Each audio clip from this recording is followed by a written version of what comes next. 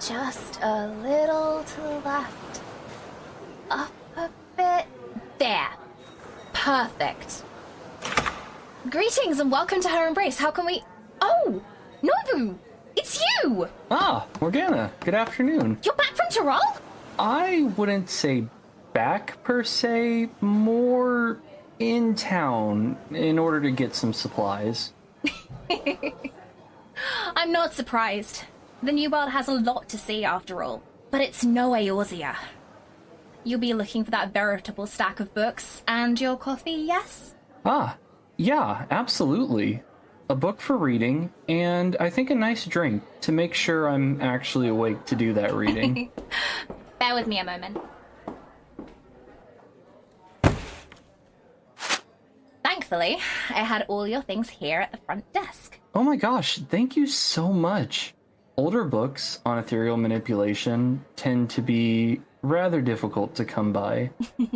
Well, you know me. I have my means and my ways.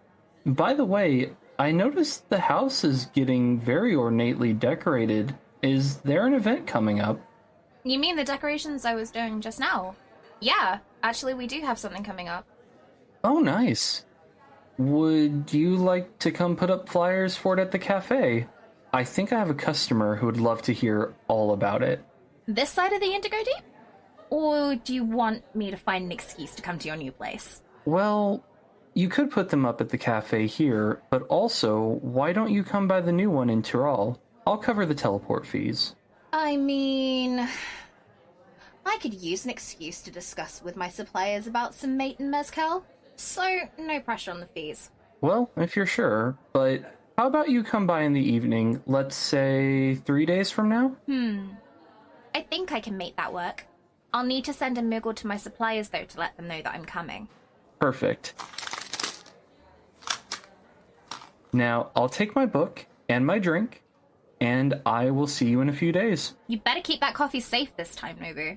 It's not exactly an easy one to source, after all. I promise you, I will cherish every sip.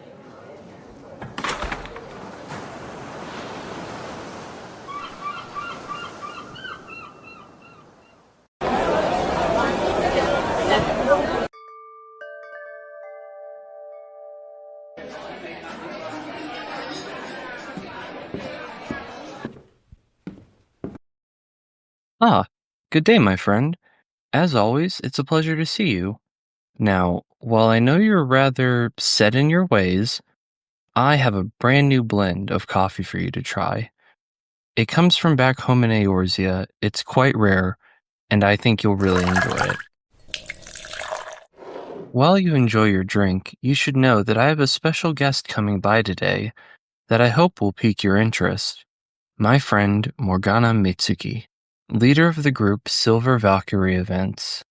Silver Valkyrie Events is both a free company and a group dedicated to helping others plan and hold large-scale events across Eorzea. They have the largest possible house and advertise rather well, and through this, they manage to pull together resources to help bring people's vision to life. Of course, they also host their own events they've planned themselves. Don't you find such a service fascinating? To use one's time to not only help others realize their vision, but create a space for adventurers as a whole to come together and relax. In my opinion, it is a very noble pursuit. As soon as Morgana arrives, I'm sure she can tell you far more about her group than I can.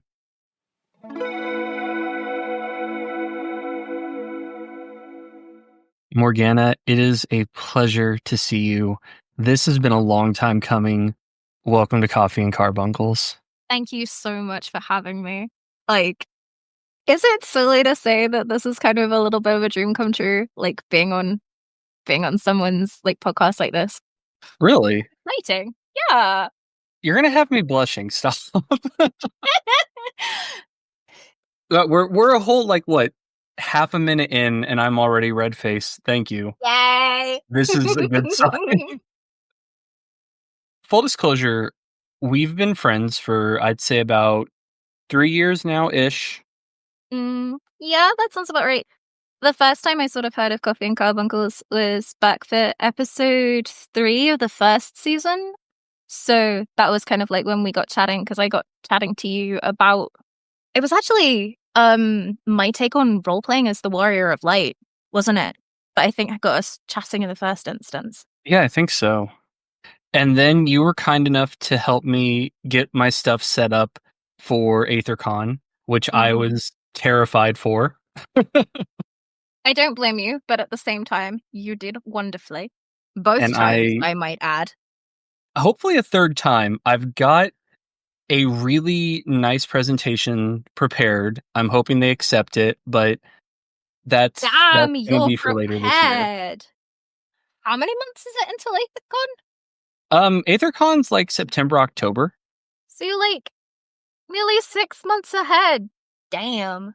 I was a year ahead, actually. So what happened is I went to Gateway Fate last year. It was a 2-day Final Fantasy 14 convention in St. Louis that I recommend. It was super fun.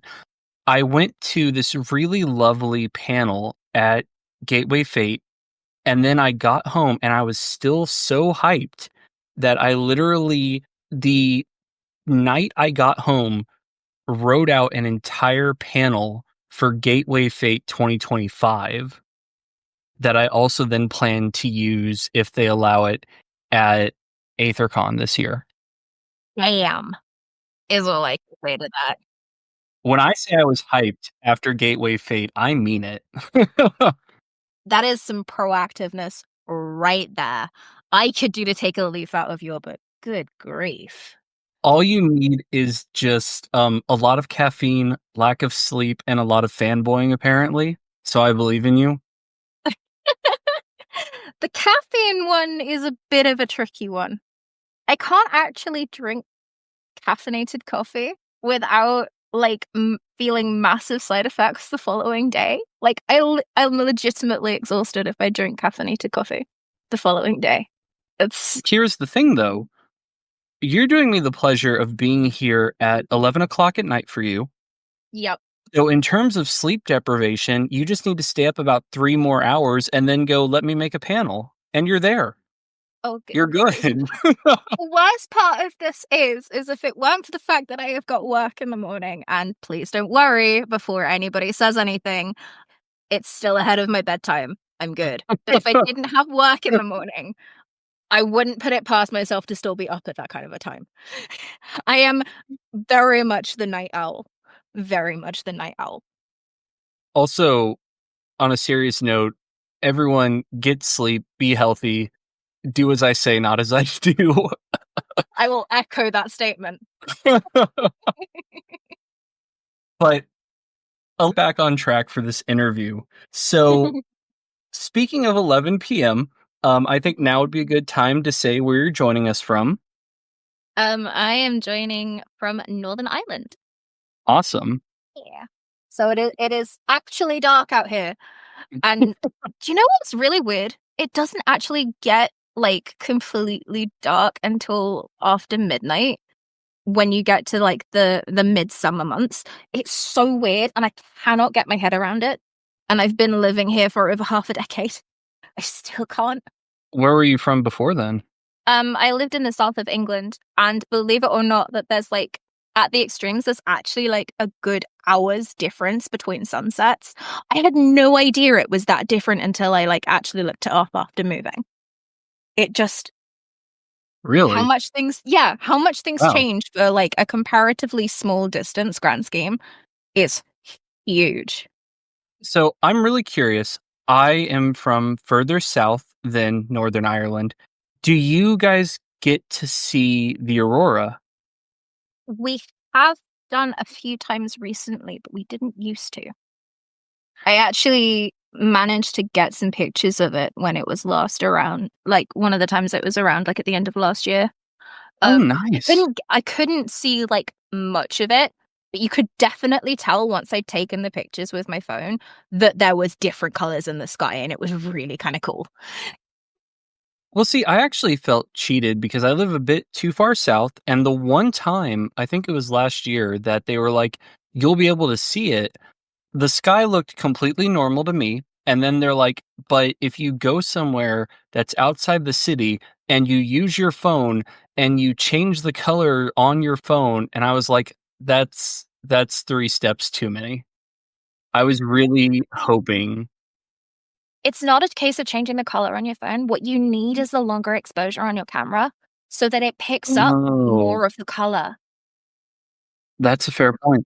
Have you ever seen some of those pictures where they've like taken like extended exposure captures of the night sky? I love them. I They love them are so much. so incredible, but it's basically the same principle for getting pictures of the aurora this far south. Really? Now see, I didn't know that. Huh. Also, you can tell the fact that we've gotten sidetracked like 3 times already, that this is how a pretty typical convo with us goes, where we have topics and then we're like, by the way, that thing that we decided to chat about maybe someday. You haven't even asked me the question that you put first on this list of questions yet. Oh, I know, right? It's terrible. I'm sorry, pulling But back the curtain fractionally. I make no secret that I send my guests a list of questions before the interview that I plan to ask just to make sure that my guest is comfortable with the questions because, as I said back in season 1, I am not a gotcha journalist and I never want to be. And I feel like doing that is something that actively creates a rift between the journalist and the guest. And I would much rather have my guests like me because this is the 14 community, and realistically, I'm going to see my guest in game like a week later, even after the interview. So you're on the EU server, which you are possibly, well, no, the second EU server guest I've had on here. So Really? yes, I feel special. I know. I'm trying very hard. Season 1 and 2 was very much about North American servers, Aether Data Center, because that's my stomping grounds and that's what I'm used to. But I really want Coffee and Carbuncles to be very community inclusive. So this year we're trying very hard to have more EU server guests on. And you are the first. Thank you very much. I will say though that it is kind of tricky sometimes to try and find the people that are actually like doing all of these kinds of things over on the EU side because there just seems to be less kind of advertisement almost, I suppose is the best way of explaining it.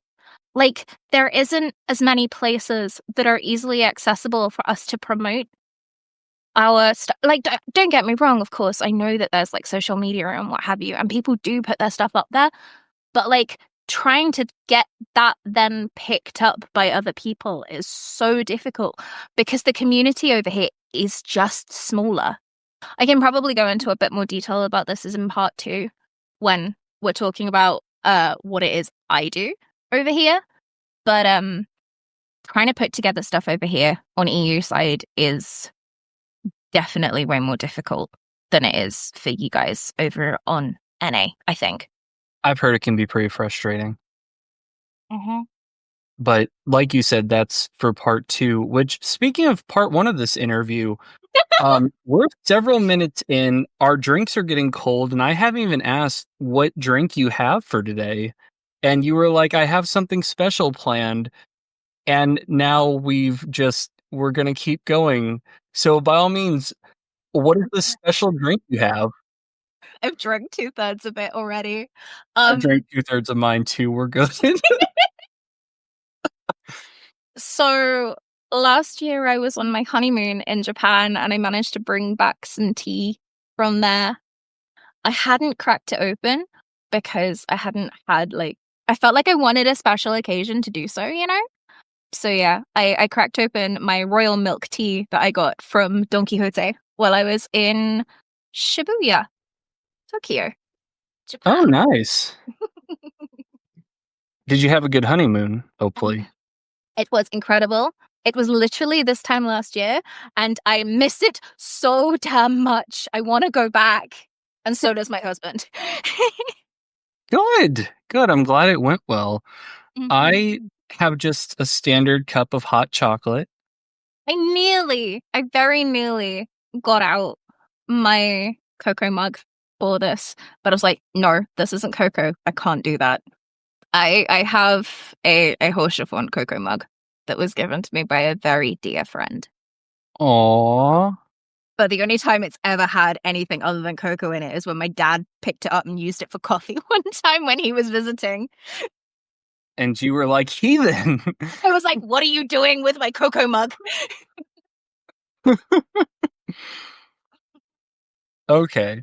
So, obviously, I know quite a bit about you, but my guests do not. So, please tell us about yourself.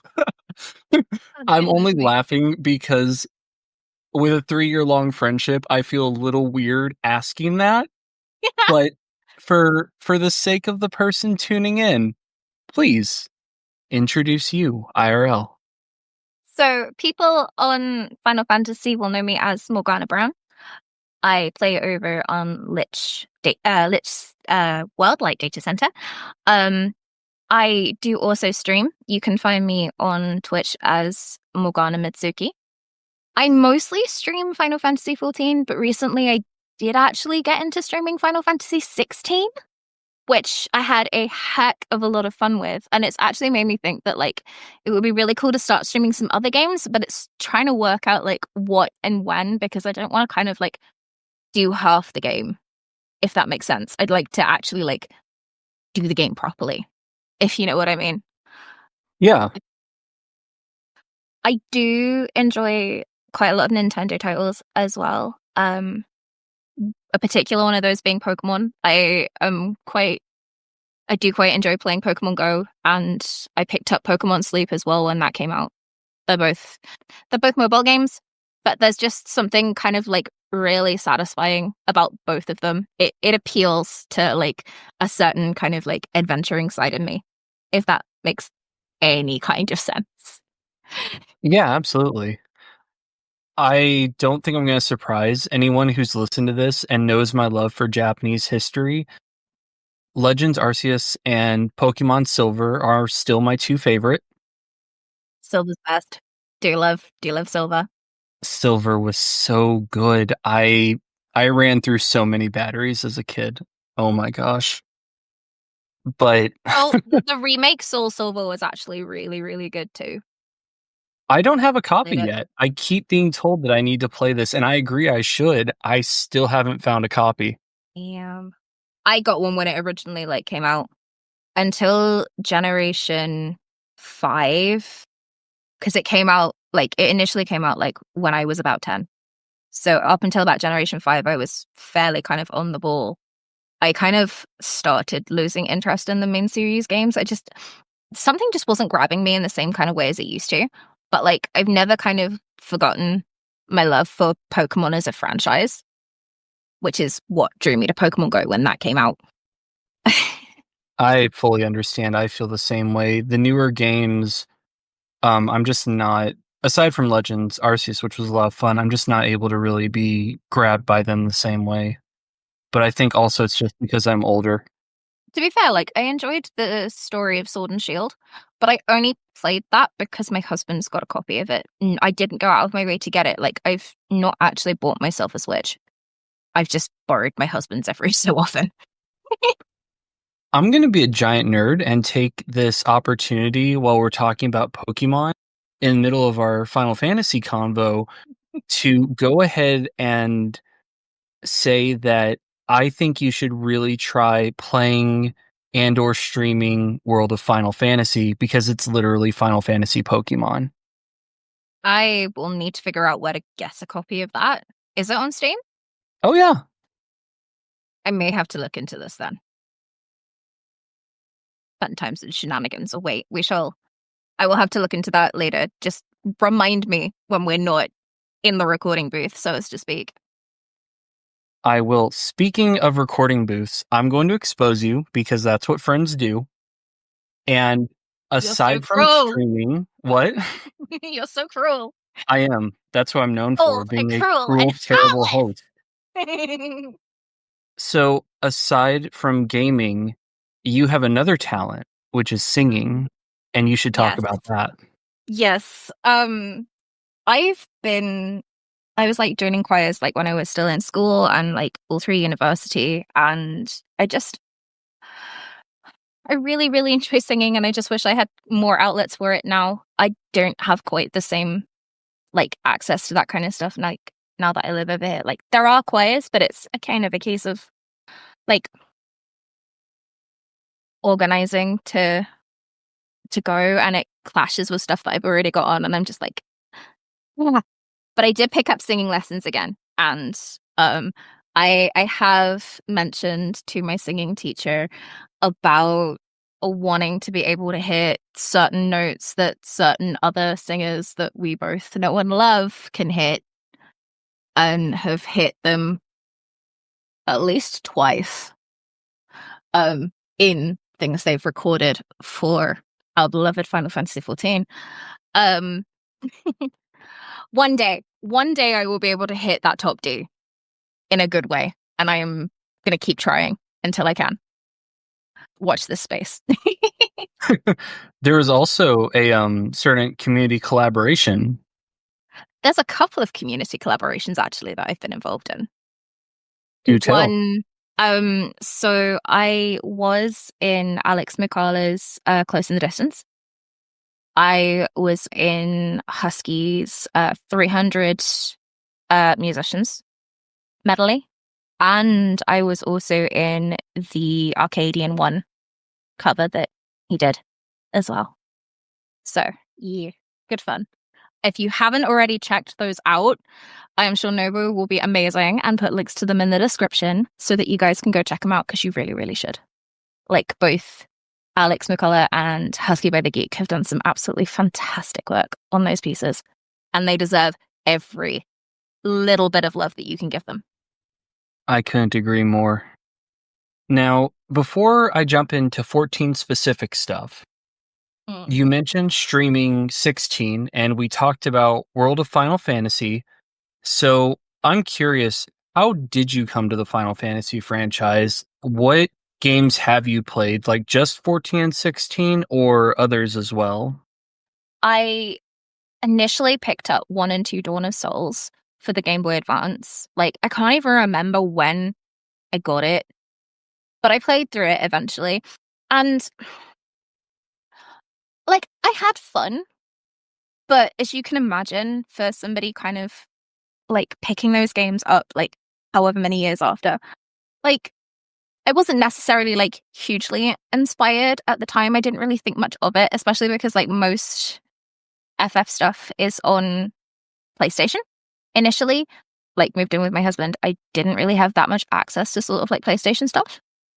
So I just kind of didn't think about it again. And then a friend of mine was playing 14, and I got chatting to him about it, and he was telling me kind of like bits and pieces about it. Again, like, I didn't really have like access to a computer at that point that could play it, nor did I have access to a PlayStation, so I kind of didn't think much of it. And then I watched Sword Art Online and was like, I really want to try an MMO, see what it's like. What was that one that my friend was playing? Oh yeah, Final Fantasy XIV. Let's give that a try. And I'm still here. Well, I mean, it's good that you're still here. Like, I don't think I've actually broken my sub for more than a couple of days since I started, like, actually playing subscription for it. Like, genuinely. Wow. And I started playing back in 2016. But then again, like, since I started paying for it consistently, I've always bought the 6 months at a time because it works out so much better value. So, like, I'm only paying twice a year, so I kind of just don't think too much about it. I think the one time I did let it lapse for a little bit was just because I was waiting for, like, my pay to come in. That makes sense. I was just like, right, I will do it when I've been paid, and it'll be fine. I can live without it for a couple of days. Flashbacks to 24-hour maintenance, and we were all just sat there like, let me in. You know, interestingly, 24-hour maintenance is when this podcast gets the most downloads. I am not surprised, to be entirely honest with you. I'm always surprised a little, but I find it funny. Like, I'm glad that people want to maintain that hype. And if you're using this podcast to maintain your 14 hype, I love you. It's just always funny because 24-hour maintenance, you can definitely see a spike in podcast downloads. That's because people are always looking for something to kind of fill that void, really, isn't it? Like, the moment that something isn't available is always the time that you actually want it. People don't realize what they've got until it's gone, type deal, on a minor level, because it'll be back within a few hours. Yeah. Well, so truth be told, 24-hour maintenance is usually when I catch up on 14 YouTubers. Hi, Scribe. So, but back to you. So, your friends got you into 14, Mhm. but from what I've heard, you also met someone special through 14. So tell me about that. So I will preface this with a little bit earlier first. So when I first started playing, I was very fortunate and found a group of, at the time, complete strangers that I grew to have some very good friendships with. And I joined their FC. It was one of the best kind of, like, what's the term? I'm trying to think of it. Like, spontaneous decisions that I've made. I was kind of like going in with a, well, if it doesn't work out, I suppose I can always just leave, right? And then, like, I'd been in the FC for a little while, and, we had new members, as you do. And one of the guys in the FC decided that they wanted to try doing the Binding Coil of Bahamut synced. Now, please bear in mind that this was Heaven's Ward, so unsynced was still a significant challenge, especially when you're looking at, like, the second coil. Oh, good grief. Trying to clear nail unsynced was a nightmare.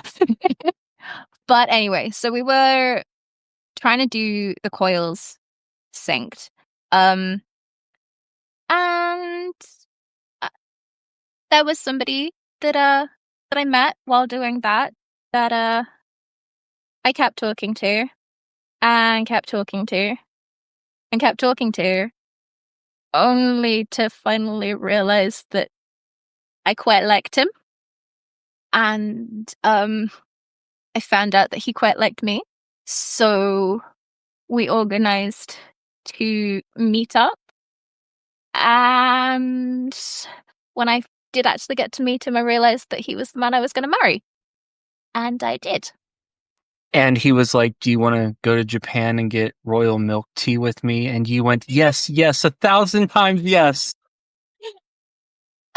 That may be kind of like skipping over quite a lot, but yeah, I did get royal milk tea while on the honeymoon, so not entirely inaccurate. I actually heard that you had a Final Fantasy related proposal. Yes, I did as well. Zem actually proposed to me while we were at FanFest 2019 in Paris. We had just finished day 2, and, like, us and our friends that we'd met for the first time, like, we'd been playing with them for, like, ages, and then we'd finally gotten to meet face to face. We were all just kind of chilling in the lobby and drinking, and eventually it gets to midnight. Now, that then became Zem's birthday. So we all collectively sang happy birthday as midnight happened. Big smiles. He calls me over for a hug, so I go over and I give him a hug. And then he steps backwards and gets down on one knee. And I just remember this one guy come, like, from behind, just yelling at the top of his voice and, like, causing all heads to turn in the lobby. And then there's just Zem on one knee, and I'm just kind of like, oh my goodness, is this actually happening? Aww. Did you even notice like other people looking, or I imagine your vision was pretty tunnel visioned at that moment? I was pretty tunnel visioned, and I do remember one of the guys turning around and saying, "Oh, give it back so we can take pictures." And I'm like, actually, yeah, please, pictures. Yes, please. So yeah, I gave it back, and pictures ensued because he hadn't told anybody that he was gonna. Well, that's a slight fib. He'd told one person that he was thinking about it, but had not told anyone when he was actually gonna do it because he hadn't even made up his mind himself. Like, he told me, I can't remember when he told me this, but he did say that he had been carrying the ring around with him the entirety of FanFest, looking for the right moment, and he even considered asking me in front of Naoki Yoshida himself. So I have to ask, do you think Yoshida would have said yes? I think he would have been impressed because obviously we'd met in the game, so like, but yeah, I it's really weird. I don't know entirely how it would have gone down if that had happened, but I'm still happy for the way that it went down, if you know what I mean. Because like all Yeah, of my friends absolutely. were there. That sounds magical. It was. Since then, we have gotten married. And our rings have actually got the sigils of the 12. Our wedding bands have got the sigils of the 12 around them as well. So in essence, final boss of the layer, we have that round our fingers constantly. Like Oh, the nice. you know, the arena, you know, the way Yeah, it's got all of like the sigils kind of like floating around on all of those loops. yeah. Yeah, that's basically our rings. We had that before it was in game. That is awesome. Yeah, and the best part of it is that Koji himself approves. He's seen them. Oh, nice. Yeah, we were able to at FanFest 2023 take some pictures from the wedding and an invitation. And I'd also written a handwritten letter, and I was able to deliver it to Koji, and he said that there's like a place at Square Enix headquarters where they put all of those kinds of things so that they can like, you know, like appreciate like all of the fans, and like, I'm losing my words, but you know what I mean, right? I just assume it's like a counter to the post patch grumbles and adjustment grumble that Yeah, happened. almost certainly. Because No like, doubt. yeah. So, as a terrible transition, I want to talk about your streaming now. No, that's fine. Before we move on though, that really is awesome, and props to your husband for just having a really neat and very on theme engagement proposal. That is awesome. hmm The best thing is So, that ring's got Morganite as like the headstone. There's like the main stone in it as well.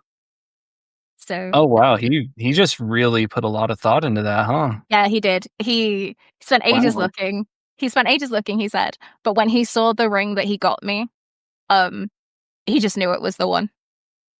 And I'm like, yes, absolutely 100 times yes. Aw. But yes, my streaming. Sorry, I keep getting a sidetrack. No, it's fine. This is cozy convo hours, and it's hard to get more cozy and cute than that. So we are very on brand. Whoop, whoop. So people have been able to watch you stream 14 for quite a while. Yes. And while we could spend an entire episode talking about streaming, um briefly, what is it like streaming 14? And how does that sort of affect your interaction with the game? I mean, does it keep you engaged? Does it burn you out quicker? Tell me a bit about your streaming. It to be honest, it varies. I initially started streaming because I was streaming my Uwu prog of all things. I still haven't actually cleared the fight, but like one of the things I was very conscious of is that I wanted to like have a record of progress. And as ridiculous as it sounds, I also wanted to make sure that I could turn around and say, yeah, I did that. And not have somebody try and like accuse me of like buying my clear or something utterly ridiculous like that.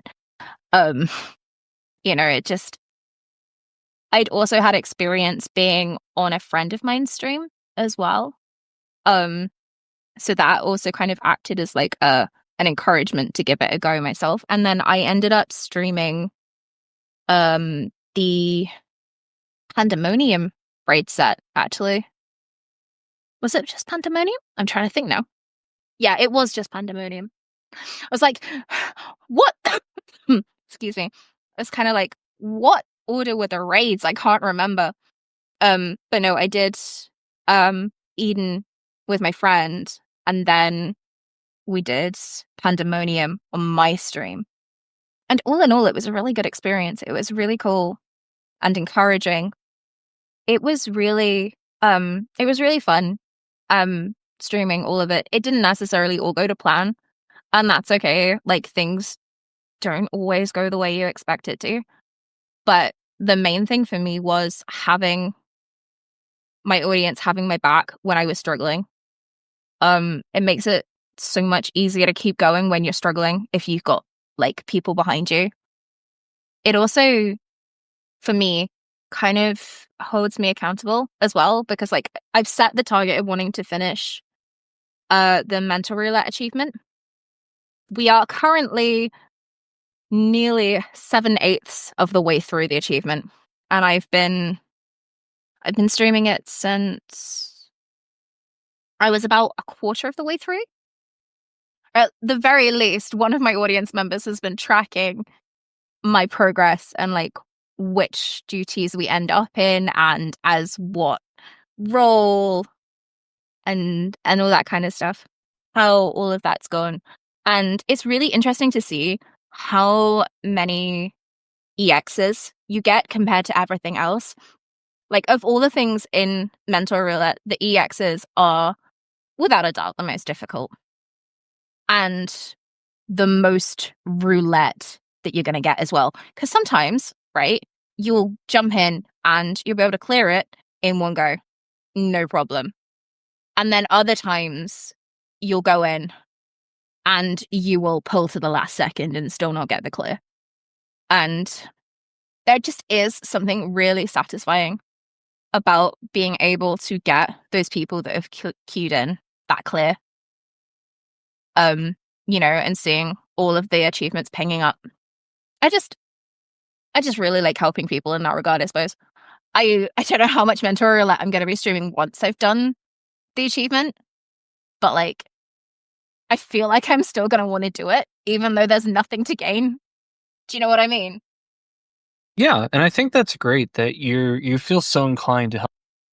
Yeah, because the other thing is that I've got channel point redemptions to pick the class, and good grief, do my chat like making me go paladin. I am not a tank main. I am an anxious tank. I am a healer main. I am a scholar main. Tanking's terrifying. Doubly so when you end up in the middle of an EX that you've never tanked before. And I'm just like, right, please go easy on me. Chat was mean. Clearly. So I know that you're pretty busy offline. And so I feel I should ask, is it difficult for you to balance streaming and privately going through 14 and then also having the busy offline life? Oh, good grief. It's so difficult trying to find a good balance for all of these kinds of things, because my mind's just always full of, oh, you could do this. You should do this. You should try this. Have a go at this. What could go wrong? And I'm not going to lie, I struggle with saying no. So if people ask me to help out, I'm always wanting to sort of be there and be helpful and supportive and what have you. And yeah, like, it does mean that I'm just kind of sat there and I'm like, oh no, I have no spoons. Like, Aw. Before we get into part 2 of this interview and talk about, your free company, I want to ask one more thing. Mm-hmm. You recently, I believe last month on the 29th, were in London for a special event. Could you talk about that? I actually bought tickets to take my husband for his birthday actually to Distant Worlds in London. It was so good. It was written as being a 14 and 16 specific Distant Worlds. They ended up playing like a bunch of stuff from like other places. Like, not that that's bad. It was just not what I was expecting and not what I think a lot of other people were expecting necessarily. But the Royal Philharmonic Orchestra was so good. And then seeing Amanda singing live, and some of the voice actors were also in the audience, as well as Masayoshi Soken himself. It was such a good night. Such a good night. And you posted pictures with quite a few people as well. Yes, I was lucky enough to get photos with Bethan Walker, Peter Bramall, and Colin Ryan. I was so close to getting one with Ben Starr and as well, and possibly even Soken, but like it was right at the end of the interval, so I didn't get the chance. Like, so close, so close. But it was like, admittedly, like as I said, I was taking my husband for his birthday, and he had a fantastic time. But at the same time, it was a magical experience for myself too. You know what I mean? I'm so glad. I love going to Distant Worlds. I try and go at least once a year. Since for those that don't know, it is a Final Fantasy concert with a full orchestra that travels around the world. And what I like doing is actually, if they're near a city that some of my free company members live in, I like to go and meet my free company members IRL, and then we go together to Distant World. And it is a really fun experience. That's so cool. Like, it's always great to be able to meet up with like people that you've played the game with. Which It actually, is. funnily enough, I did actually have the opportunity to meet one of the guys that I'd been raiding with that I'd not yet had the opportunity to meet at Distant Worlds. It was so Oh, good. nice. And I also got to meet up with one of the guys that I've been raiding with since Eden. Which hilariously enough, the only times that we'd met up before were each other's weddings. So it was nice to Well, if it finally sort of works. like, yeah, it was nice to finally go out and do something with them that wasn't a wedding. And then I assume they invited you to an in-game wedding for one of their alts. No, not that night. Keeping tradition. I didn't have access. I didn't have access to playing 14 though while I was over because I was staying at my parents' house, and like I couldn't exactly bring my computer 500 kilometers like that for a single weekend. I remember seeing your pictures from the event, and I thought they were so cool. You and Chili's both. Yeah, it was so good. And then I got to see a picture of two of my favorite EU14 content creators together. So, Oh, yeah, you and Chili. thank you. All right. Well, on that nice note, it is almost midnight for Morgana, and it is about supper time for me. So we are going to record part 2 of this interview tomorrow night.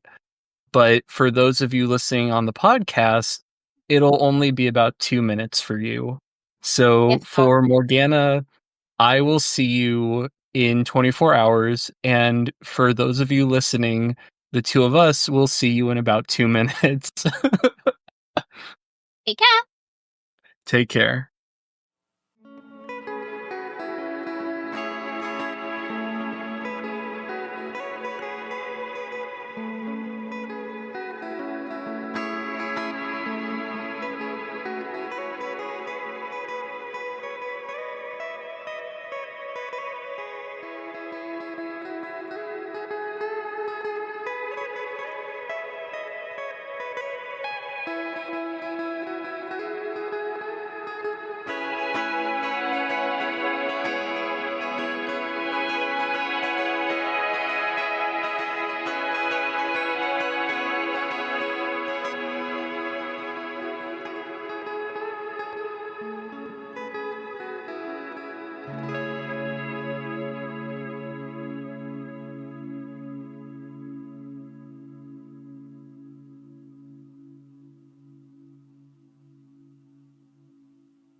All right. Our break is over, and Morgana and I are back. I hope you got a refill on your drink. And Morgana and I have our cups refilled. For us, it's been a whole day, so it's actually more like new cups. But regardless, I got a Morgana, welcome different drink. back. Oh, what is it this time? Is it something as fancy? Some might call it as fancy. In an effort to help my throat this evening, I've actually got ginger cordial. Oh, nice. Although it'd probably be better if it were hot ginger tea, but we'll work with what we got. Well, I just have a bottle of water, so I kind of was lazy about it. Everybody needs to drink water. Stay hydrated, folks. Yep. This is your reminder if you have not already done so today. We are redeeming our Twitch points. Hydrate. All right. So let's just dive into it. You have a group, Silver Valkyrie Events, and your group does quite a lot. You do planning, you do helping with events, you support roleplay on the Light Data Center. Mhm. How would you describe your group? Like, trying to describe it is kind of tricky a lot of the time, but just because it's grown so much over the years. Like, yes, we cater towards Light Data Center, but we've existed longer than Light Data Center. Like, I started building Silver Valkyrie events when Lich was still on Chaos. So it feels really weird to be Light Data Centers. Well, one of the biggest roleplay communities on Light Data Center at any rate, because, as I said, it's existed longer. But to be honest, what I really wanted to do when building the community was make sure that roleplay was accessible over here, because the first few events, like, I tried going to, there was one in particular that I went to that, although I went with nice people, there was just nothing to kind of get my teeth into. Like, there was no kind of like starting block. And like, when so many of us didn't know where to begin, it was really hard to play, if that makes sense. So I started Silver Valkyrie with the intent of creating events that had something for people to kind of get their teeth into and to try things if they weren't sure what to do. Because, like, those first times that you go along to a venue, especially if you've not roleplayed in an MMO before, can be so incredibly daunting. There's so many things that you don't know and so many things that is so easy to worry about. And I just wanted to try and take some of that burden off of the players as people that kind of have an idea of what to do already. Because I'd been playing D&D for quite a few years by this point. So I was no stranger to playing a different character. Like, I've played characters before. It's not just D&D I've played 7th Sea as well, which was quite a fun one. But the point being is that unless you've got something that's structured around that character, it can be really hard to find your way into a scene, let alone try and create something with someone else when you've got no building blocks to start off with. So my plan was originally to kind of have like some kind of games or like staff that you could interact with so that you could start the conversation and get into it, and then before you realize it, you're actually doing the role-playing side of stuff.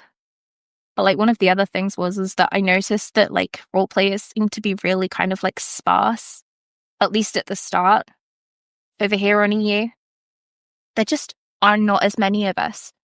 Because like, when people think of roleplay, they think of Balmung and now Mateus. They don't think of the fact that there can be roleplay on any server and that roleplay can take as many forms as it wants to.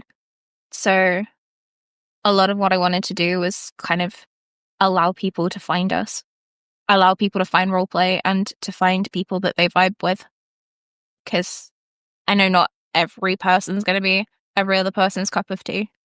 Like, there are so many different ways to roleplay that, you know, you've really got to kind of work to find to find your crowd. But once you found your crowd, you're golden.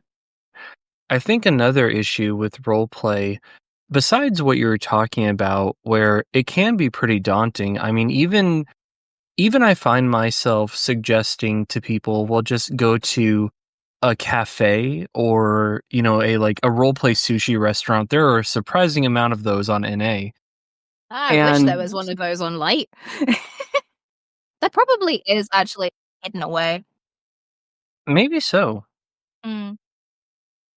But the awkwardness that it creates if you've never role played before is you're entering there, you've just been told, well, just throw on an RP tag and you'll be fine.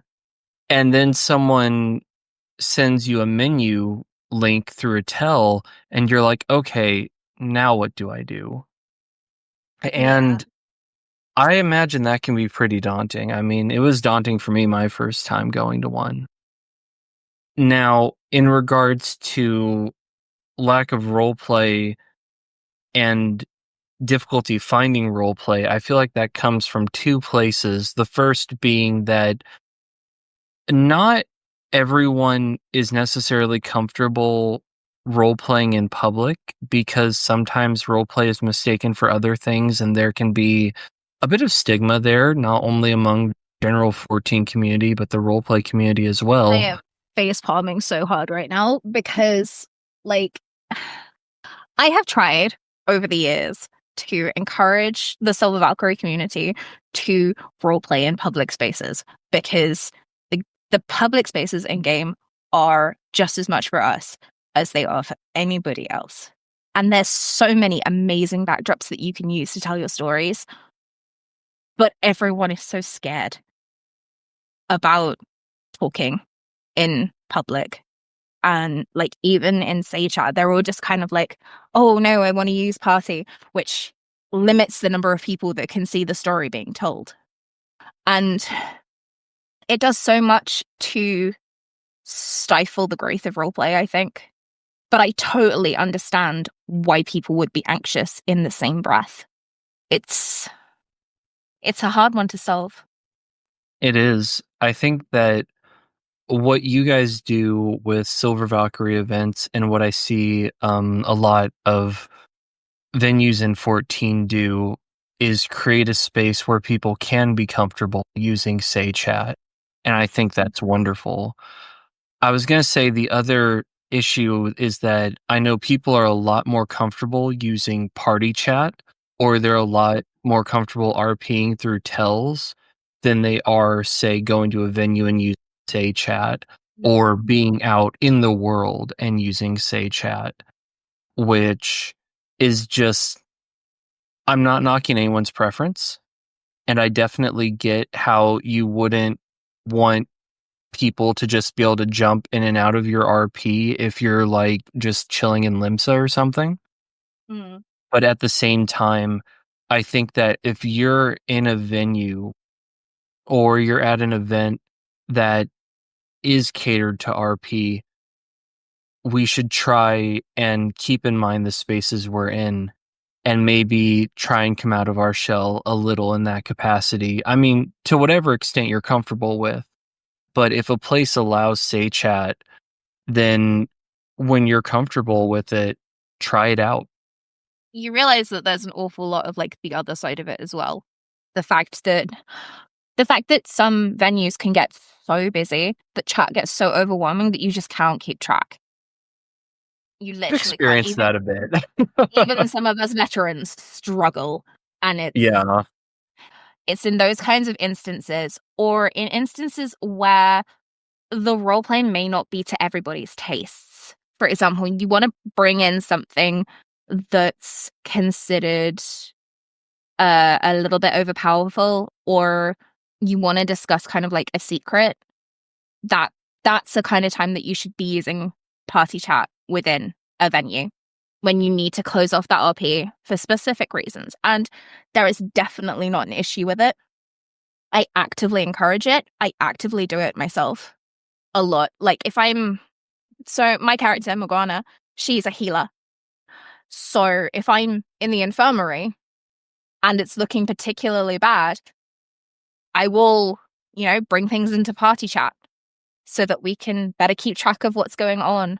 And alternatively, we can use it as an OOC channel as well. Like, we can kind of discuss like the wounds and stuff that the individuals got, so that we've got an accurate like depiction between the two of us. And it means that like I can also ask permission when I'm healing of how much I can heal, because realistically, like, people need to remember that it is the character being healed that's in control, not the healer. It's like godmodding rules, for lack of a better way of putting it. You do not get to control someone else's character without their consent. And you should never try to. That's interesting. I've never thought about that before, though I suppose a lot of the healing IRP is off screen, but that's a very interesting point. Yeah, so one of the venues that that is a part of Silver Valkyrie and is one that I actually work in is called the First Steps. It is an adventurers guild, but it has got sparring arenas downstairs, and as a result, there is an infirmary. And even though we have got wards written up as existing around those arenas, people will still sometimes roleplay that they've been injured, and Morgana is one of those people that will heal those people that have been injured. And it varies hugely as to what kind of injuries they come to me with. But it's kind of amusing sometimes, because we're kind of sat there and like, the wards should have guarded against this a little more than you've given them credit for. But we'll go with it. The idea being that like, the wards are as strong as the story requires to make sure that your character doesn't die. That makes sense. So, speaking of Silver Valkyrie events, I wanted to ask, as I thought I understood it, you all started out as a free company that then became a group that handled events, but Yep. I've recently learned it's actually the other way around. Yeah, it's the other way around. So when I started off building Silver Valkyrie, I didn't want to force people to have to leave their FC to join in what I was doing with my friends. Like, I never felt like that was fair. People have their friends in their FCs, and leaving isn't always an easy choice.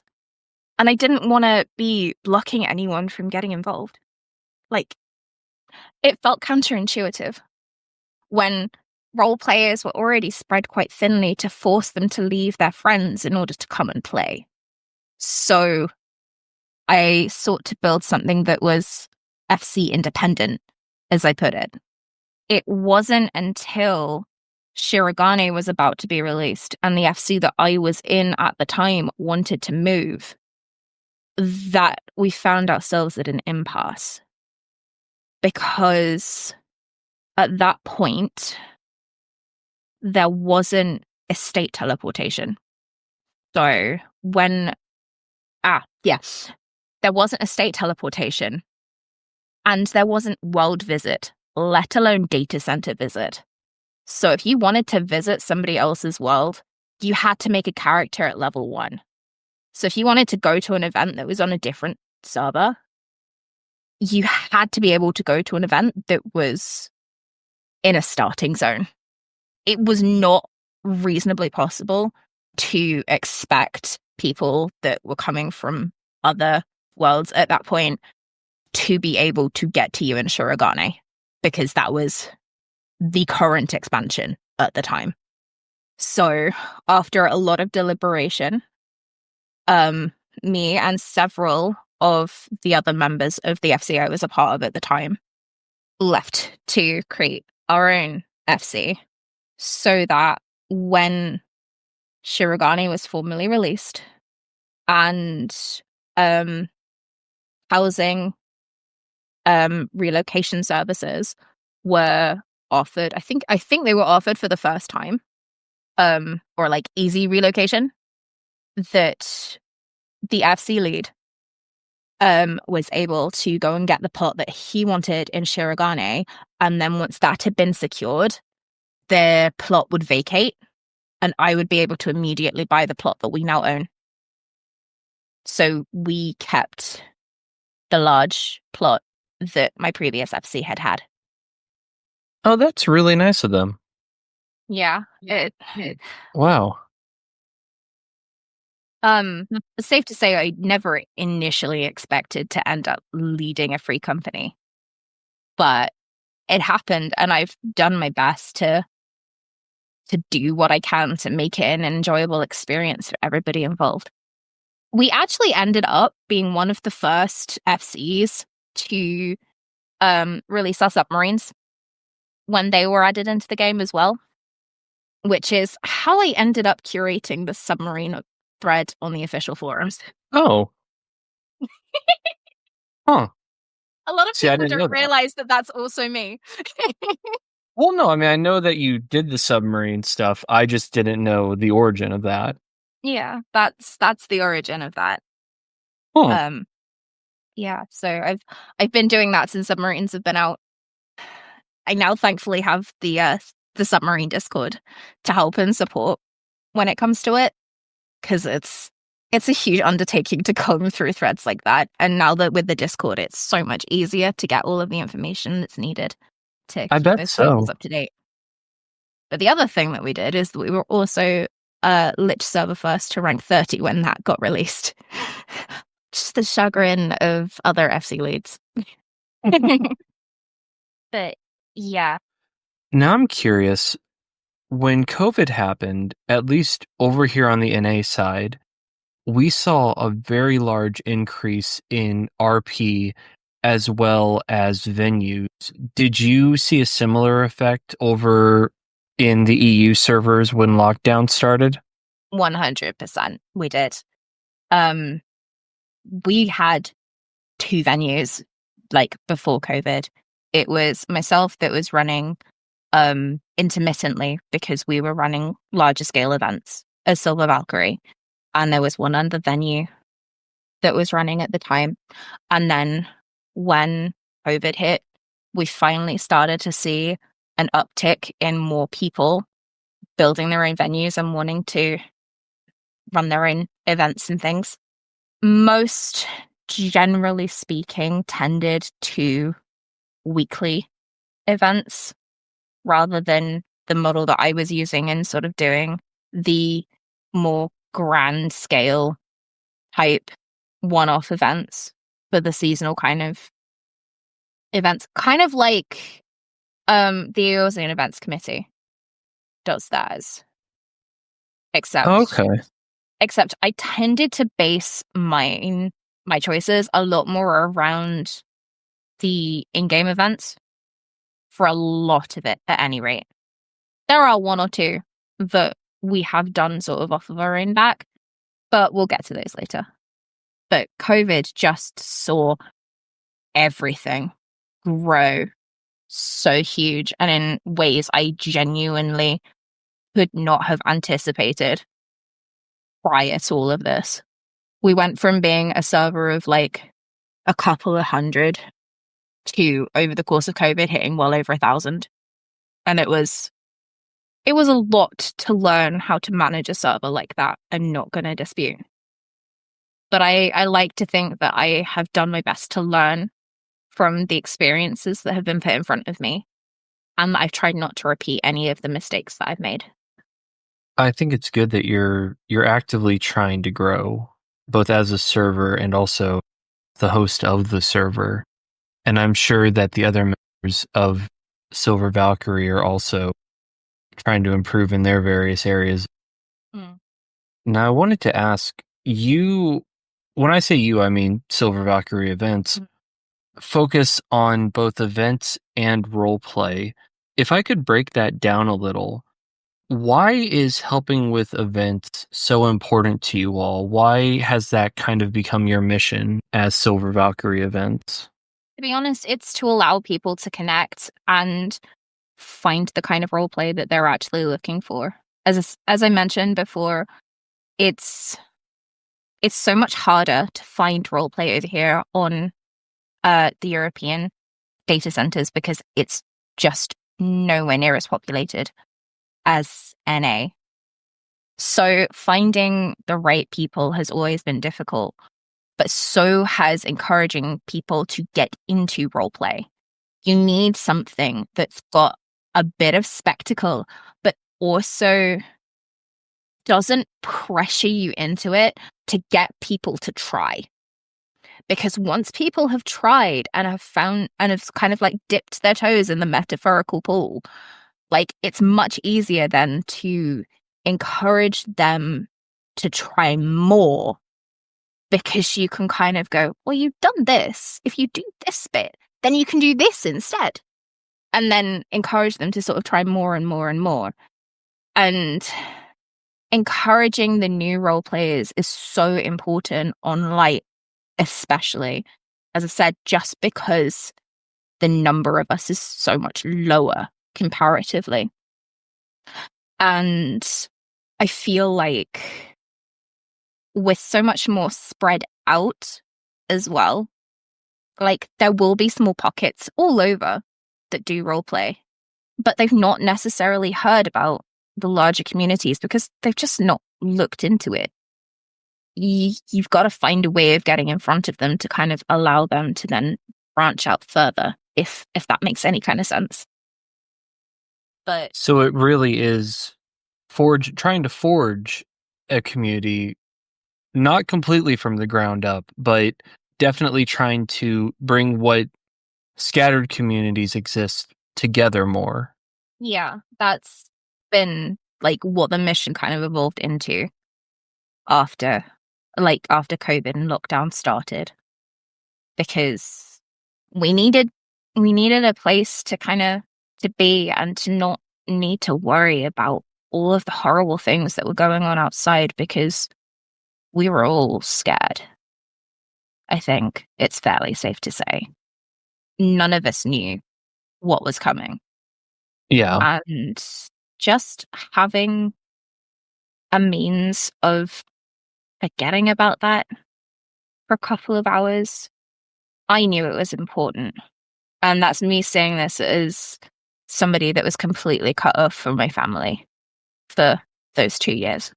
Dragging it back to a personal aside for a minute, the cruel irony of the fact that the weekend my parents came to visit me in 2021 was also the weekend that my mother-in-law and sister-in-law contracted COVID. And I had been telling myself that whole time that I would wait until it was safe. And then I brought them to a place where it wasn't. Thankfully, they didn't pick it up. And neither myself nor Zem picked it up at that point. So we got away scot-free ourselves that time. But it was still like, we were all just trying to protect the people that we loved. But at the same time, that burden is heavy. And Yeah, it really is, especially as your parents get older. to me, enabling people to forget about those burdens and just enjoy themselves for a little bit was really, really important. Letting them know that they weren't alone and that they had others that they could talk to was really important in a world that isolated. So is that kind of atmosphere of escapism and being able to forget about your problems and just have fun in the world of 14, is that also a large reason for the heavy incorporation of play into your events? To be honest, yes and no. For me, though, it's a lot about storytelling. Half of my degree is in creative writing.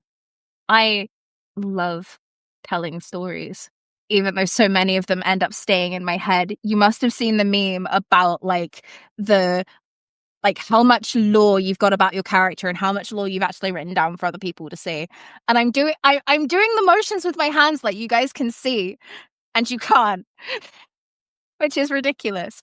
But like, it's a huge book for like all that you've like come up with for your character, but it's a tiny 2 centimeter volume, if that, for the amount you've actually put out there. And it's a real shame because that is the case for a lot of people. It's a lot less, even. Some people just don't build too much. And I just wanted to also be able to offer like encouragement to people to tell the stories that they want to tell and learn and practice their writing through the means of roleplay. It's something that I've noticed with several people who play 14 is that they want to get into roleplay and they have this vague idea of a character and backstory in their head, but they just don't really know how to put it together or how to express themselves. And I think that that's where, in any data center, where having these nice, welcoming RP events end up really being a good thing for the community, because not only do they help the community come together, but they also help individuals grow as creative thinkers, as writers, as role players.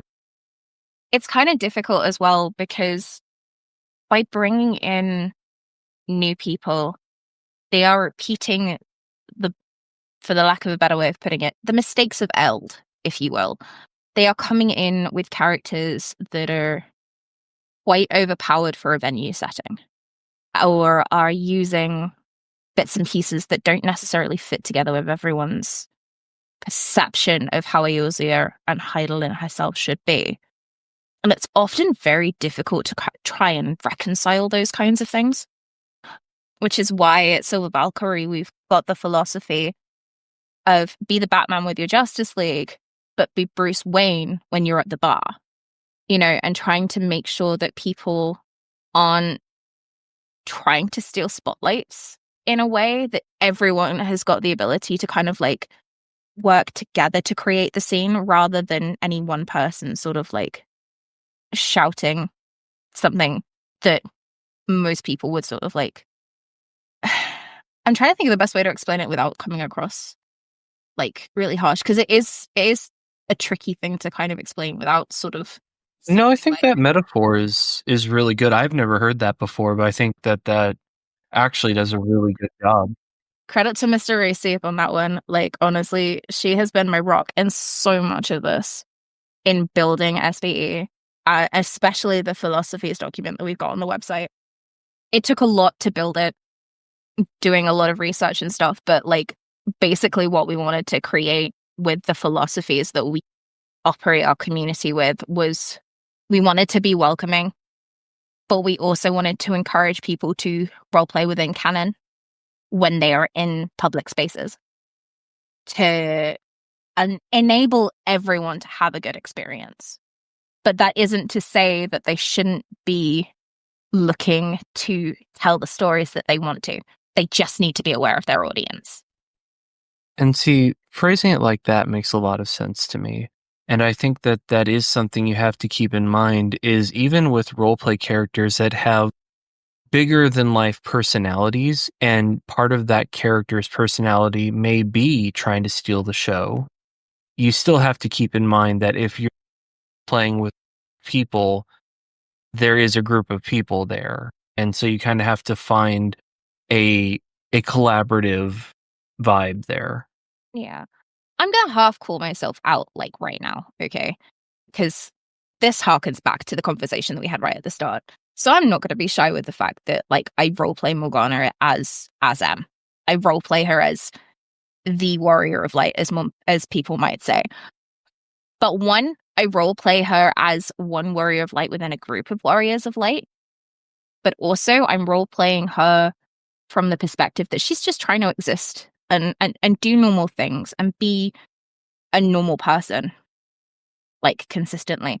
But also, I won't bring up those aspects of that RP unless I'm in a situation where I have the consent of the people that I'm role-playing with. And that's a really important boundary that I've learned that you've got to keep. And admittedly, I kind of learned this more from people yelling that my character was the warrior of light in early days than I did from actually actively yelling that my character is the warrior of light in those days. But But again, it's be as when you're with your crowd, but be yourself when you're out at a bar, and don't make it about you unnecessarily. Don't draw too much attention. It's difficult. It's a difficult thing to learn because role players naturally want to tell their own stories. And I don't begrudge them that at all. Because when we come up with the stories that we want to tell with our characters and with the characters surrounding them, generally speaking, we're super excited about them. And so we should be. We always should be excited about our creations. But if Joe Bloggs and Jane Doe have gone down to a cafe to enjoy the peace and quiet, read a book, have a coffee, they don't want to be listening to conversations about the void 2 tables over. There is a real dissonance that happens there. But at the same time, you've also got to try and remember that, like, if you're in a cafe in real life, sure, you can hear the conversation that's going on 2 tables down, but you don't necessarily hear every single word as you can read every single word that's written into the role-playing game. There is an art to allowing background noise to be background noise. I was going to say, and there's like a lot of, I know that that's an awful lot of kind of like philosophy kind of stuff that I've just kind of put out into the world. I enjoy a good RP chat, so that is completely fine. Though we should probably get a little bit back on topic with Silver Valkyrie event. Yeah, we probably should do. Now, speaking of Silver Valkyrie, I've looked over your website and I really like it. And I noticed that on the website, there is actually a running list of events categorized with really cute pictures, but also categorized by year. And I was wondering if you could tell us about some of the events that you've put on, or perhaps some of your favorite that you've helped with. So if I had to pick them out, the 2 favorites that I've worked on over the years will have been the ones that have sort of got much more of a sort of RP presence and performance aspect to them, which would be the Festival of Light and the 2 murder mysteries that we've had the opportunity to run. Fun fact, the first murder victim that we had was Emmy as an Animo. Oh no! Don't worry, we resurrected her at the end of it, but we had a lot of fun with that one. Turns out she was just sleeping the whole time. The second one, I was actually the victim. That was an interesting. That Are was an you interesting okay? one. Yeah, I'm fine. I assume that you're all right. Yeah. To be fair, like Because in if you're that secretly a zombie, you have to tell me. brains. But no, in that one, we were actually much more playing characters than we were actually our own roleplay characters anyway. So, Okay. yeah, we'd come up with like a story, and it got quite a Clue vibe to it because we had picked out colors and then come up with names that went along with those colors. As I said, in a very Clue inspired way. You mentioned a Festival of Light event. What is that? Okay, so the Festival of Light was initially our. I need to pull this up now because I'm struggling to remember whether or not it was our second or our third. Give me 2 seconds. It was our second Rising. No, third. It was our third Rising event, by the looks of things. Yeah, the first Festival of Light was our third Rising event. We went around the ward, the housing ward that we were in, and was sort of west-hoying at every single one of the Aetherite before we transformed the house from one skin to another, which looked hecka impressive because we had like a huge load of macros and stuff going off. But the storyline is that these spirits had crossed over and taken control of like several of the characters that were around her embrace. And it then resulted in like strange things going on, and there were games and all that kind of stuff. But it shifted from the rising to the solstice, because then we had the fact that it was the lightest day of the year to kind of play into. But it was just the fact that like the Festival of Light was really our own event, whereas the Murder Mysteries tended to be at Halloween because, you know, spooky murder mystery. But unfortunately, we've not been able to run it in the last couple of years because, good grief, does it take a lot, because we're having to script out a whole story to kind of go with the procession. And we need a good number of people playing characters in order to make it work. And you've kind of got to also have, like, they've got to have a little bit of a presence in the same vein that you would like introduce like a gacha character almost, to kind of make it feel like people actually want to go up and talk to the spirits over the course of the night and everything. But honestly, because of like the amount of different things we've been able to do with it, like the Festival of Light has definitely been my favorite. That sounds neat. I don't believe I got to attend that, but if you guys get to host it again, I would certainly be interested. I will attempt to pull strings and see what I can do. But now that I'm work, it's probably going to be easier for me to shift it back to its old running point, which is, as I said, the Rising, rather than running it at the solstice, which is like right at the end of term. Well, should you host it again, I would certainly be interested in taking part. Attending or taking part? This is the question. I would actively be willing to be part of the cast. I will hold you to that. Deal. Watch the space. Watch this space. As I understand it, Silver Valkyrie is coming back after a bit of a hiatus. I think about 2 years of only doing about one event a year. And I was Yeah. wondering if there was a bit of backstory you wanted to share in regards to that. It's kind of awkward because, like, it was never my intention to sort of end up being on anything resembling a hiatus. It's just that things kept getting in the way. If it wasn't one thing, it was another. And trying to get everything balanced during that time it just wasn't happening, unfortunately. But I didn't ever say anything because I didn't ever want it to seem like I'd entirely given up, because that just was never true. But again, I'm still working hard to try and regain that balance and to try and do more and to try and get our name back out in all of those places like it was before. And I think I've done a good job with the last couple of events, because we've done collaborations with other groups, which seem to have gone well, I think. I have noticed that is you definitely seem to be having a steady ramp up back into doing events and focusing on RP again. And I think that's awesome. I'm really excited for it, both as your friend and someone who enjoys role-playing events. And I was really hoping that we could talk about one of those.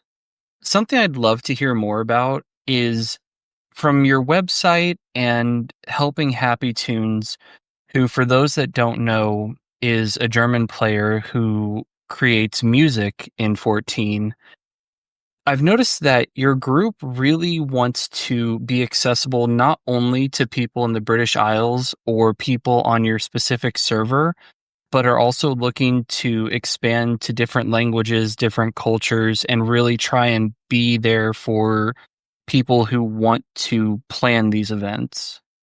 A lot of it is trying to enable people to make the connections that are most beneficial to them, in all honesty. I totally understand that no group is going to be perfect for everyone. There is no one size fits all, as I'm sure you know well yourself. So realistically, I'd really like to be able to make contact with some of those groups that don't necessarily speak English so well, which I know is going to obviously be hard because I don't necessarily speak their language either. But just one of the things I'm conscious of is the fact that I'd really like to be able to direct people to a German-speaking group or a French-speaking group, for example, to help them find a group that they can fit in well with. You know, it's half the battle is finding the groups that resonate with you, because you're not necessarily just going to fall straight into it, if you know what I mean. So as Silver Valkyrie gets back up to speed and starts doing this more, it's not just about RP, or when you say facilitating events, someone from Silver Valkyrie going and helping with the event. From what I understand, you guys are actively trying to also facilitate coordination between other groups through Silver Valkyrie. I have been trying to the best I can. It's difficult, as I said, because like trying to find the other groups and then trying to find the relevant people that I can talk to isn't always straightforward, especially when I've also got a near as damn it full-time job, and I've got my streaming and stuff going on as well. Like, I don't always have the time to be kind of like digging too deep, or I end up getting distracted while I am digging deep. But if this reaches somebody that knows anything about any different groups that may not know about Silver Valkyrie already, then I would be hugely grateful if you guys reached out, because I'd really like to help more people become more connected and find the right people for them. And ultimately, it just seems like what you're doing is really for the community as a whole. Now, asking that, is it just the EU data centers, or also expanding to like NA data centers or Oceania? I mean, are you looking to go beyond just the European servers? I'd need a heck of a lot more support to be able to go any further than I already have. To be honest, like, how far we've gone is like way above what I was anticipating when I first started building Silver Valkyrie. That being said, however, I would love to be able to direct those people to groups that can help them better than I can. Just because I don't have the answer within the community that I run doesn't mean to say I don't know somebody that does have the answer that you're looking for. I mean, I have managed to make connections with like a good few groups over on NA, and it's one of those, if I don't know somebody that knows, they might know somebody that knows, that will be able to point you in the right direction. With regards to Oceania, I genuinely do wish that I had more connections with people that can run stuff over there. So I'd love to be able to put on an event that like anybody could attend, because it's so frustrating that we can't all go everywhere still. And I kind of understand some of the reasoning that they might not have tried to do this yet. But at the same time, I really wish that I could come to Aethicon, for example, on my main character and not have to rely upon an alt. And if the data centers, were better connected and we could do data center visit, like even if it was just between EU and NA, you know, it would be incredible.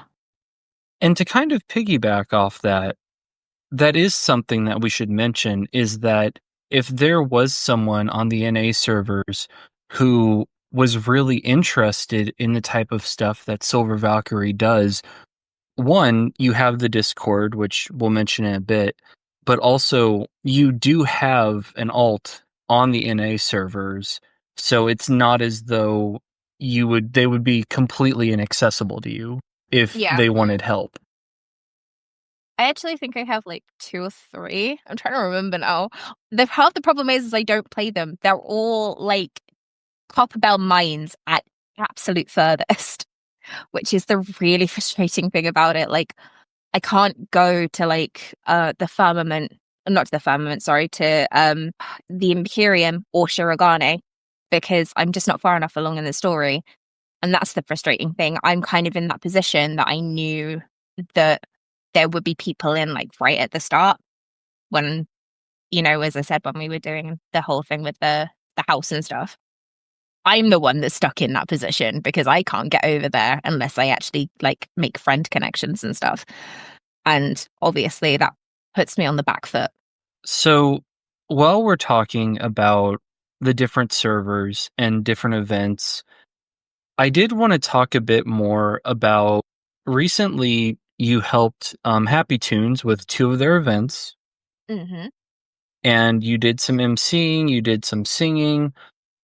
Is there a difference that you've noticed between EU events and, say, events on the NA servers now that you've experienced and helped facilitate both? So I've not really managed to help facilitate stuff over on NA so much. I'll be clear on that one from the get-go. But I do have connections with people that have, like, I'm good friends with Erok, who runs the RP bot, that a lot of people will know. But his insights have been really great for me when I've been kind of going, I don't know how to make this work. And like he's had kind of suggestions and stuff, which has been really, really helpful. But there's been like a lot of stuff that I've noticed that doesn't really make its way over.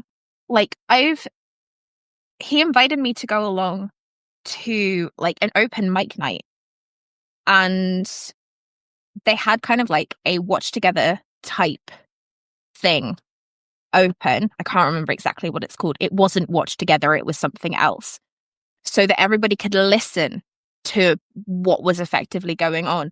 And then they had in-game macros on top of that, and it was really interesting to see. And I really wish that I could get more involved in something like that myself. It seems really fun, especially because I could go on and record my own voice singing the words that I'm then actually like singing in game.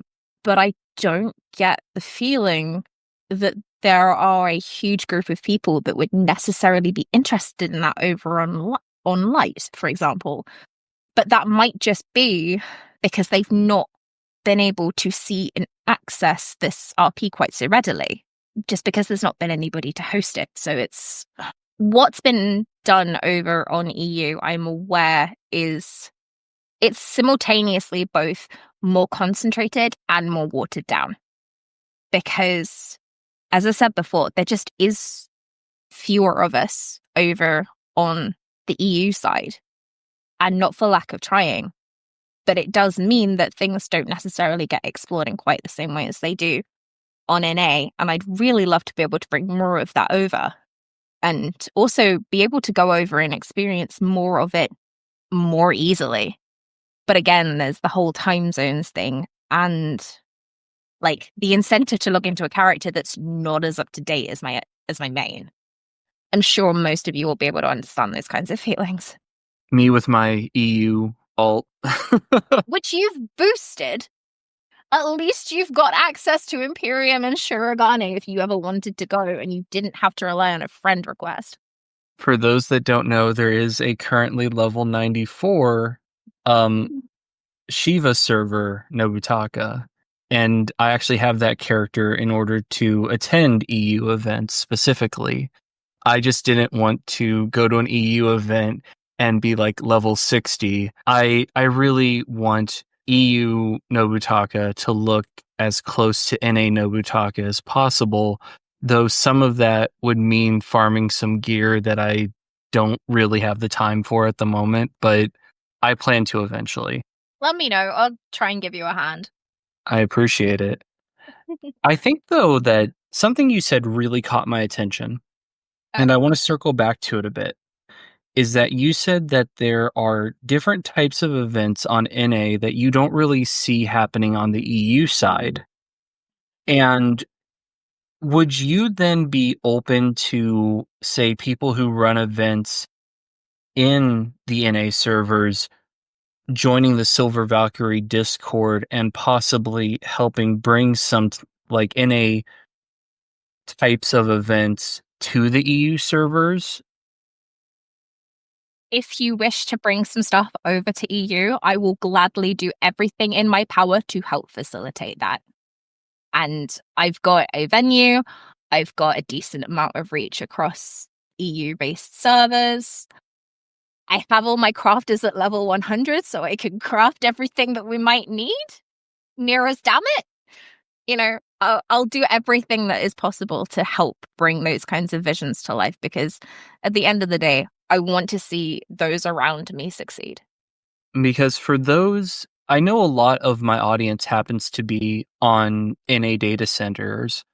For those of you who are looking to experience something new, it may be worth talking to Morgana or other members of Silver Valkyrie and perhaps letting them do the gathering of people, but bringing your ideas to them. That way, we have these new types of events, this interesting sharing of ideas between EU and NA, and having that happen on the EU servers. And I could see that also being a really good way to draw people's attention to Silver Valkyrie events, because you're now presenting event types that they may not necessarily be aware of or be used to.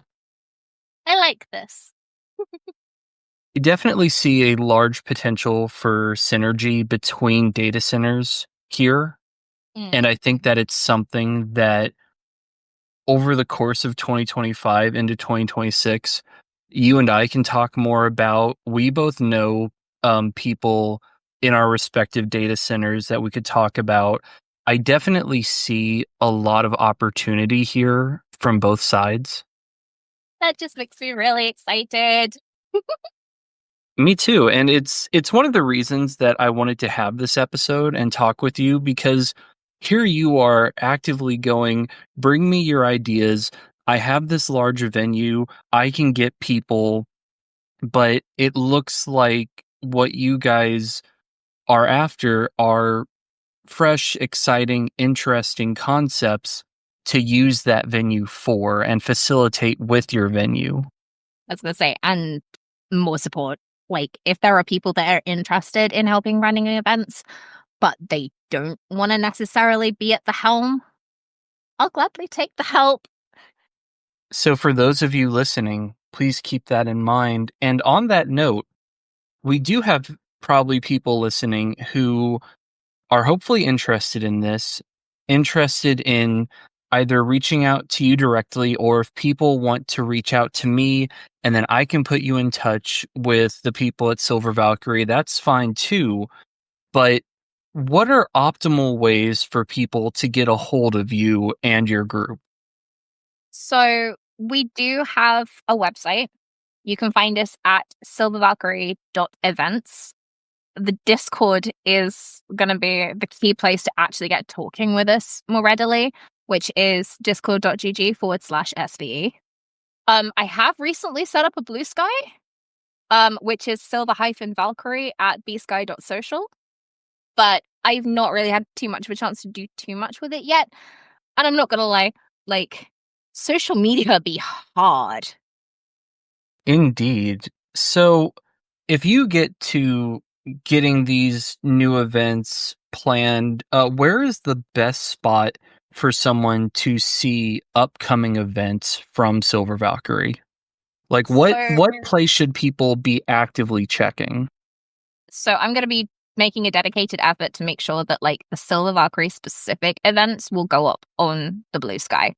The Discord, generally speaking, is the best place to sort of keep up the most up to date, because we'll be more actively posting in there when stuff's upcoming and if we need help and stuff with things. There's also a number of other venues that, if you're just looking for roleplay in the European, well, more specifically, light data center in general, you can find the venues that we are affiliated with posting in our venues channel. And I want everyone to know that these links will all be in the show notes. So if you happen to miss them, don't feel like, oh no, I've lost these links now.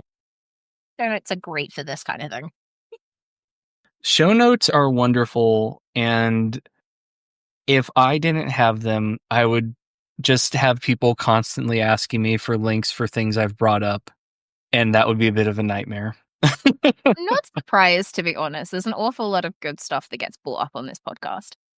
I try and do my best. I mean, I really want to have people be able to see the stuff that my guests and I are talking about and actively be able to flip through whatever we're mentioning, because for those of you on YouTube, obviously the YouTube is a lot more of me posting the podcast with a few screenshots that rotate, but I also want you all to be able to look at these links, look at these videos, and get a good sense of what my guests are here to discuss. I feel like that's definitely part of my obligation as the host. So now that we've reached the end of our interview, this is the part that I both get excited for and dread. And this is where I ask if you have questions for me, because especially in this instance, instead of just spending a Saturday afternoon with me, this is day 4 of us recording this podcast. So I'm you are so definitely sorry. owed questions. Oh, jeez. This week has been fun, though. It's been nice having this every evening. It Like- has been an interesting experiment. I find myself both enjoying having an evening conversation with a friend, but at the same time, I find myself cursing illness for making this necessary. Oh, I'll definitely agree with cursing illness for making this necessary. But also time zones. Yeah, it's time zones.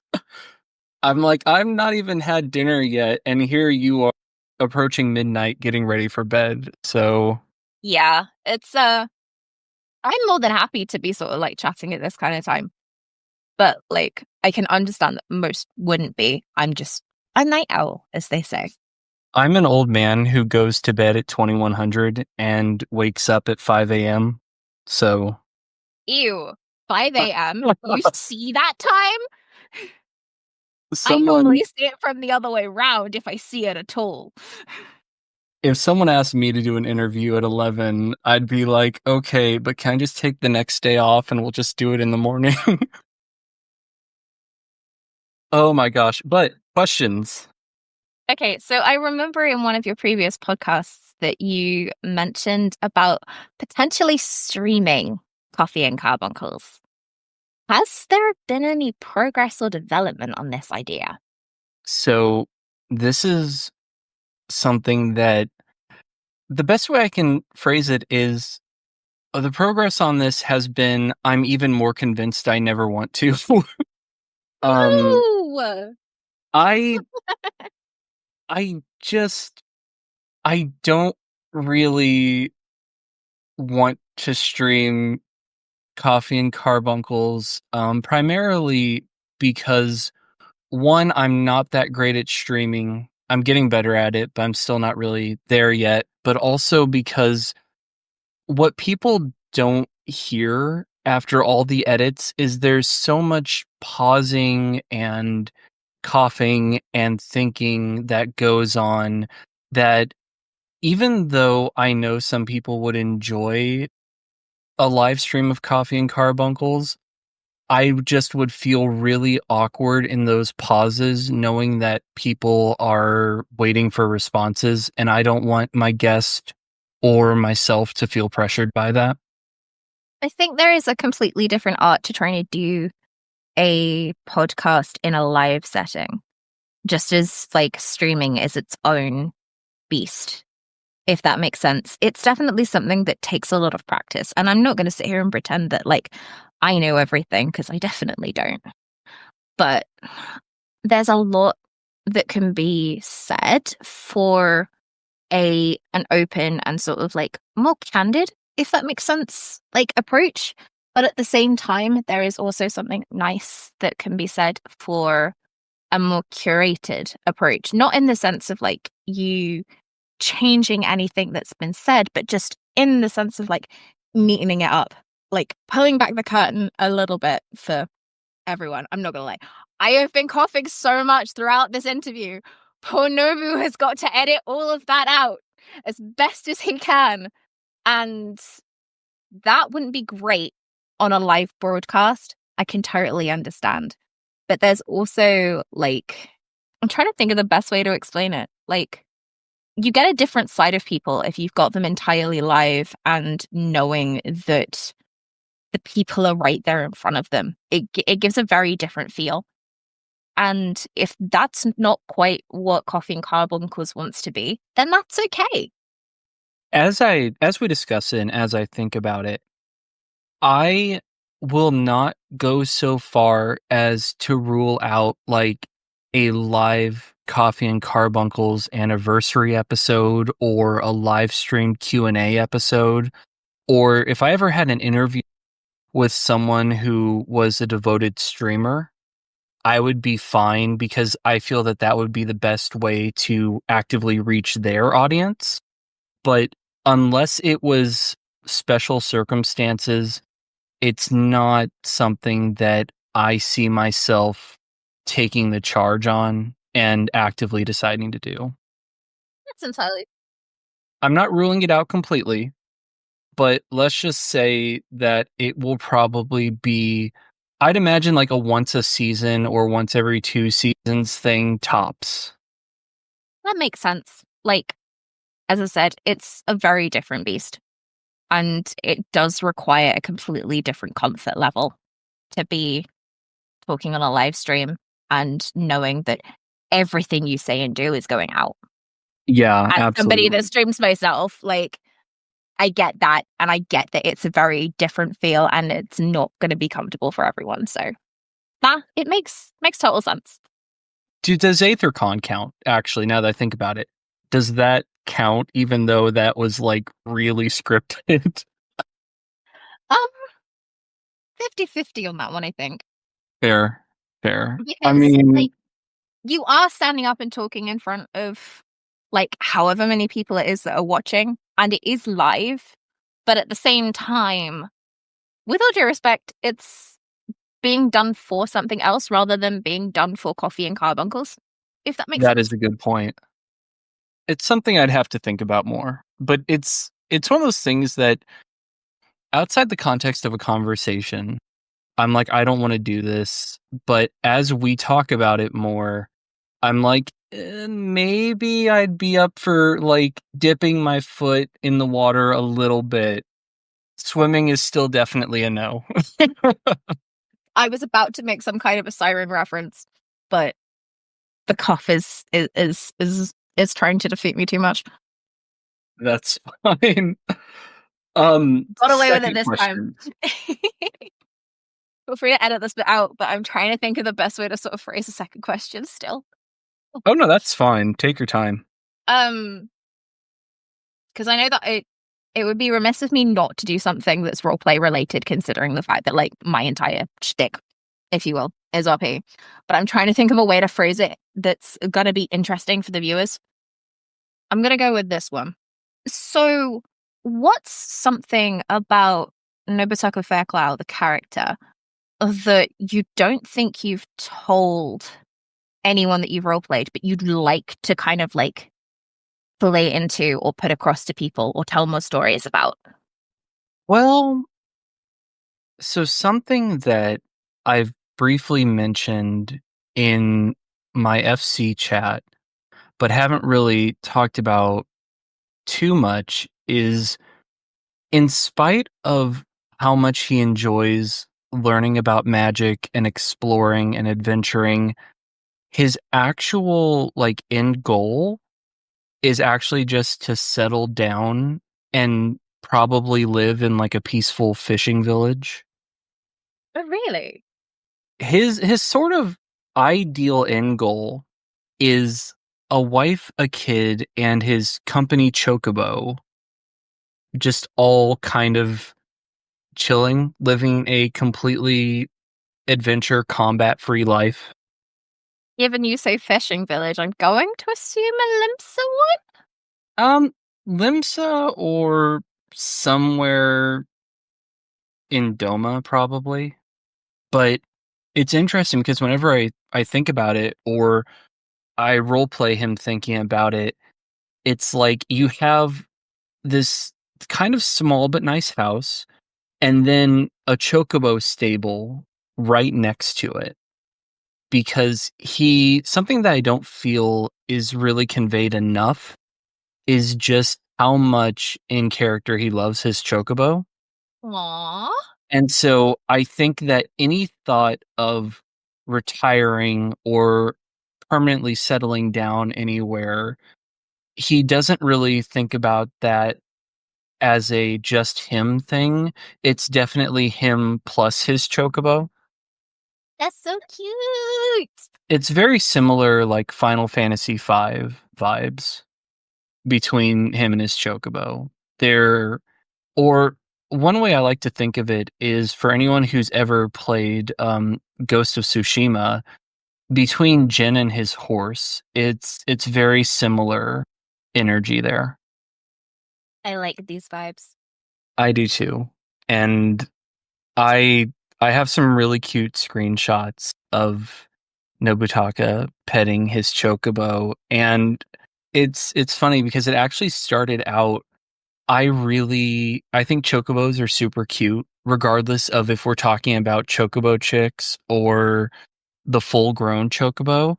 And so, truth be told, every time I summon my chocobo for combat, when combat or a lot of grinding is done before the chocobo timer's up, I usually pet my bow.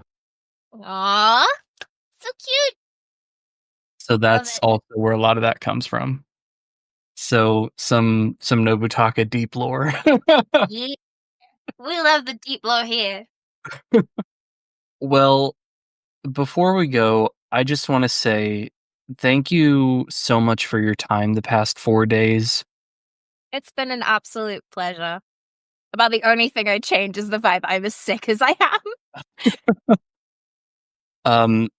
There's been so much editing and trying to coordinate this, and both of us just trying to be like, how long will our throats today? Yep. And so thank you so much. No, thank you for having me on and just being an amazing host, honestly. When Silver Valkyrie has their next event, please let me know, and I promise I'll advertise it, and I definitely want to take part in it. I'll be sure to let you know. Thank you so much. All right. Well, for the final time of the past 4 days, Morgana, thank you for being on, and I hope you have a wonderful evening. Take care.